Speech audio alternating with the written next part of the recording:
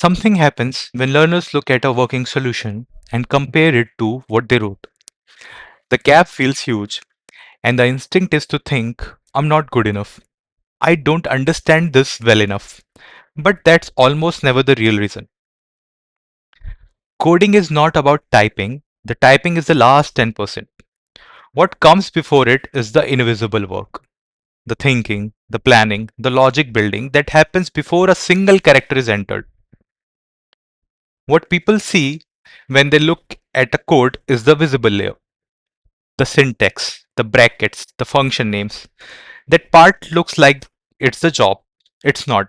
It's the output of the job. The invisible layer is where the real work happens. Building the logic, deciding what happens in each case, mapping the steps before translating them.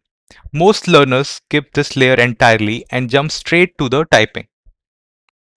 The first invisible step is understanding, not skimming the problem, but actually understanding it. If you can't explain what you are building in plain language before you write the first line, you are not ready to code yet. That's not a weakness. It's just the correct order of operations. The second step is decomposition, breaking the problem down until each piece is boringly simple. Not clever simple, but obvious simple.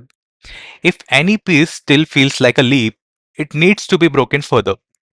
This is where most people stop too early. Third step is planning, mapping the sequence of those simple pieces before you open an editor. What happens first? What happens next? What edge cases needs to be handled? Only when this map is clear does the code become straightforward. When you skip these steps, your brain doesn't know where to start. It freezes, not because you lack the ability, but because you asked it to solve and express at the same time. That's two cognitive jobs running in parallel, and they conflict. So when your code doesn't work, before you assume it's a talent issue, check this. Did you actually completed all three steps? Most of the time, the answer is no. A step was assumed, a case was glossed over.